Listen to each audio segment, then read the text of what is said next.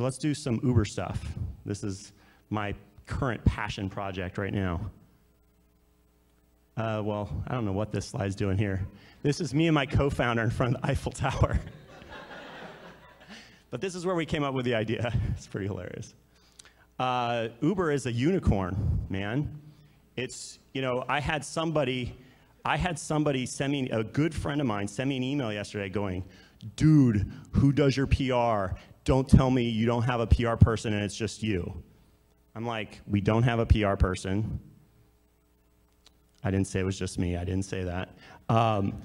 What we have is a product that sells itself. Every product, everything that's going to ultimately make it is a unicorn in its own way. Find that, expose it, communicate it, get it out there, that beautiful part of it. Uber's really beautiful and really easy, so it makes it easy to spread. Not everything's like that, but find that unicorn. People talk about it. I love Uber. A lot of people love Uber. Going to In-N-Out, those of you on the West Coast, do you have In-N-Out out here? I don't even know. You don't? Oh, great hamburgers. Oh my God. Whew. Going to In-N-Out and tweeting about it, kind of lame. Going to In-N-Out and Uber, kind of awesome. So, you know, people tweet all kinds of crazy stuff, and we have a lot of fun with it. It's just a community of people who we're giving them something they didn't have before, which is the ability to get around in urban environments. They're giving back, right? So when you put love into a product, you put love into communication to your community and your consumers, they bring it back. We don't have millions of riders. We're in tens of thousands. They pay us for real, but the amount of Twitter activity we get when there's no hooks even in the app is amazing, given the number of people that are actually on it. Big disruption, right? I don't know if you guys can read that. Yeah, so we got a cease and desist in San Francisco from the city of San Francisco, as well as the state of California, basically saying shut down. For a lot of legal reasons, I can't get into what I really think is going on there, but let's just say there's a conversation about whether Uber is Expedia or Orbitz, whether we're Orbitz or whether we're American Airlines, right? What's interesting is in the state of California, the cities regulate taxis and the state regulates limos. The state regulatory body, which is called the Public Utilities Commission, which regulates your energy and your water, also regulates your limos. Anyways, for every ride that we do, we are under the potential penalty of an additional 90 days in jail. All right, got a lot of traction. So we have this thing internal at Uber, we call it God View, and it shows all the cars on the system and all the trips that are happening. It's an operational tool. We need to see what's happening real time. These were the early days. Here's what it looks like now, right? Totally awesome. Love this stuff. This is like a video game late on Friday or Saturday night when you're not working and not going out. I forgot to say. All right, yeah, I don't go out very much. All right, here we go. Yeah, you can't see the y-axis, I know, but wow, we're having a good time. Double rainbow metrics. Here's something interesting. So not only, you know, okay, revenues are going up, that's great. We have, on a per user basis, more rides per user per month. It's going up. This goes through December, but now it's like already in the 3s, right? At the same time, I sort of I did a cohort analysis. I said, okay, my first, you know, this user's first day on the system, and then let's look at how much money we made on their second day in the system, and their third day in the system, and the fourth day in the system. We did that for every user and said, every user, we lined it up on their first day. How much do we make on average in their first day? How much do we make on average in their second day, et cetera, et cetera. And what you find is that it's going generally up. And so we can't determine lifetime value of a customer because the amount of money we're making per day per user is actually going up as they get older and older in customers, even when you include churn. So you may have only taken a ride in the first day, but you're still included in the denominator on the 180th day. What this means It means that urban cities, I guess that's redundant, cities have very difficult transportation issues. That the way cities are being constructed and laid out, urban environment of today is a situation in which people do not have enough transportation alternatives to get around. And that is what we're tapping into. So Uber fun. Because you don't want to just be efficient. We're efficient, man. We're gnarly efficient, but we're also fun. So we did this thing at South by Southwest. I'm not sure if any of you guys were there, but we basically said, normally, oh, I didn't even describe what Uber is. I can't believe it. Holy shit. Okay, I'm gonna just, I know what it is. All right, so I can't believe I started this without saying it though. So Uber is an on-demand, what did you say? No, is an on-demand black car service, on-demand town car service. What we like to say is everyone's private driver, right? Whip out your iPhone, push a button, and in 5 minutes a car appears, right? And you're like, how did that happen? I'm living in the future, what's going on? And you can see on your iPhone, you can see the car coming to you. Now, of course, you can do this on Android too. Or if you are a BlackBerry user and you haven't switched yet, you can text us your address or location, just cross streets, and the same thing will happen. But on the BlackBerry, you can't see the car coming to you. How much time do I have, Frank? Are we good? All right, keep going. All right, so anyways, now that we know what Uber is, that's great. I can't believe I did that. Okay, so we did this thing in South by Southwest. We have hundreds of cars on the system in San Francisco, right? But we did this thing at South by Southwest. We're not in Austin right now, but we wanted to do something fun. Everybody does something fun at South by. And so we got all the pedicabs on our system. We had 105 pedicabs on our system and put really cool branding. Look at this, right? Again, we think of transportation as local. That affects how we do our marketing, right? I Uber Texas, right? So if you're a local, if you're a Texan, that's kind of fun, right? So make it fun and interesting to the people that are there. Of course, a lot of people descend upon it, but it was authentic. And it was their pedicabs, and we put the branding on there, but all of these cars were, or these cabs, whatever you want to call them, were on the system, and you could push a button, and in 5 minutes, a pedicab would arrive. And it was a lot of fun. People had a lot of fun with that. They were tweeting like crazy about their Uber pedis. Another cool thing we did, Valentine's Day, we basically, again, no taxi has ever done this, ever, okay? We distributed hundreds of roses to all of our drivers, and every woman that got into a car from 4 p.m. until midnight was handed a rose by the driver. I just got 5 dates. We did this, there's this race in San Francisco called Beta Breakers, right? And what happens is the city gets sliced in half by the course.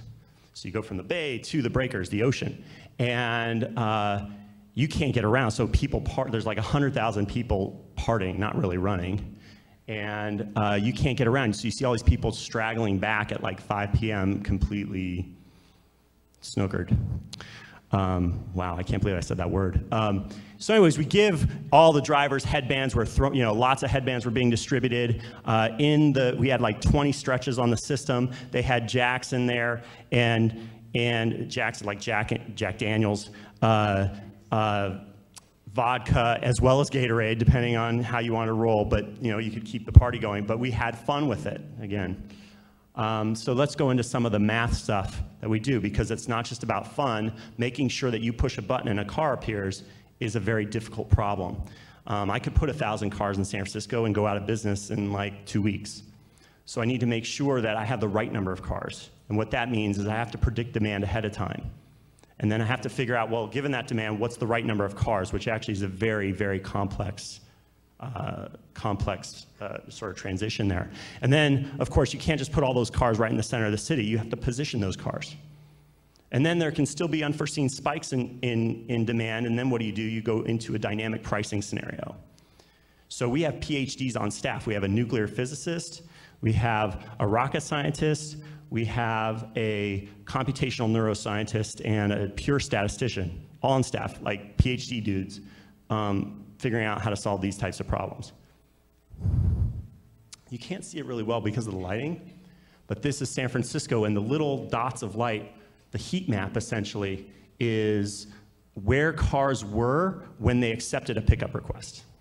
And man, I'm telling you, when this is black, when you see it, like, it's a beautiful picture. Why is it important? Because I cross this with where people were when they requested the cars, and that difference in heat. Cars are anti-heat, requests are heat. The difference is unserved demand, right? And so that helps us position cars, for instance. Here's another heat map. A little different. So the colors, like if you see the blue or black, that's 120-second pickup time. So you can see in the heart of San Francisco, we have 2-minute average pickup times. As you get over into the more remote areas, it goes up to 10 minutes, maybe even 12 or 13 minutes in the really remote areas. When you push a button and a car arrives in 2 minutes, holy cow. I'm not going to try to explain this. And real quick, I'm going to talk really quickly. I guess I only have 1 more minute. Can I take the next person's slot? No, okay. All right, so this is another map you can't see really well, but this is a heat map of New York. It's not really a heat map because we took this before we had launched in New York, before we had a single car in New York. We had 1,000 credit cards on the system in New York, and people were opening the app all the time, hoping that cars were around. And this heat map basically showed us where they were. So this is Brooklyn here and here. This is Midtown, this is Soho. I didn't know anything about New York until Uber. But you have to learn, like a military strategist, you have to learn that city. And you have to understand how it works. We thought we were going to go after Brooklyn to start, but we're like, man, the heat is in the city. That's what we're going to do. All right, so we have this map again. You can't really see it because of these lights here, but it's super cool. Let's do some Q&A. So you're competing against pretty entrenched competitors that have a lot of legal power and a lot of force behind them. How do you compete against a customer like that? So how do we compete against an incumbent? Well, first is make a service and a system that's better, right? So let's start with customer value. And then deliver that value in such a beautiful way that you inspire that customer to be on your side when the shit hits the fan, which it inevitably will. And then you just hope that sort of reason and right wins. And smarts, you gotta navigate. You gotta be kind of, I don't want to say gangster about it, but you kind of have to. They'll go more gangster on me than I will on them, but you have to know how they think, and you have to navigate the situation appropriately. Can you talk a little bit about your pricing model, and are you surprised at how much people are willing to pay for a cab during beta breakers? Our service is twice the price of a taxi in San Francisco. In New York, it's about 1.75 times a taxi. Am I surprised that they're willing to pay, that many people are willing to pay? People are price sensitive except when they're stranded. And so they pay more. What you will start to see from Uber is that we'll start to hit price points all the way down, because our goal is to have more cars in a city than there are taxis, right? More Ubers in a city than taxis. And so that means you have to price discriminate at some point. Everything from like a black Prius to a Navigator, right? When you're like going around telling people about an idea you have that's just in the idea phase, how do you straddle that line between like not giving away too much, or do you have to be worried about giving away too much in those early stages of a startup? It's pretty rare that it matters. But I would generally avoid talking to people you think that will actually do it. So like, going to somebody who is looking for the next startup and they've been looking at something just like yours, if you lay out your map, then you're giving it to them. But 99% of the time, it doesn't matter. And so just hustle, right? Yeah, just hustle it and you'll beat the other guys. At the end of the day, you're gonna have competitors. Just beat them. It sounds like you've had a lot of legal issues and you're having a lot of legal issues. I don't know what you're talking about. I don't know what I'm talking about. I was wondering, like, at what point do you not give up, but when does it seem so daunting that the government of San Francisco has their eye on you? What makes you keep going? The question, well, you know, look, if you're wrong, then at some point it's going to stop, right? The question is, are you going in, and I hate to use this wrong and right thing, but if you're going in obeying the law, but people are pissed off still, then that's a different situation. And then you can sort of go to that Braveheart slide I had before, or that like Hulk slide that I had before, and you know, then it's about your principles. And it's about, there is an expedience piece of this, but principles do matter. And that's how you change the world, is by holding those principles over sometimes corrupt systems. Just a quick question. When are you guys launching in DC? DC is one of our summer cities. So this summer.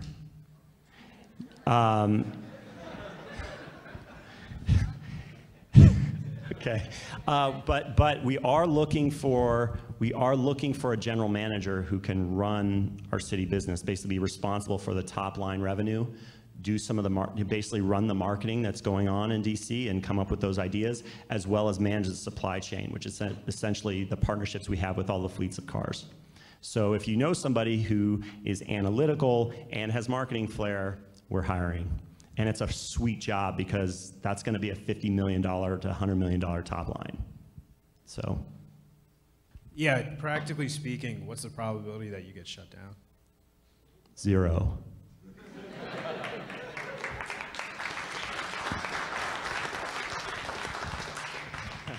That was a softball, man. I was like.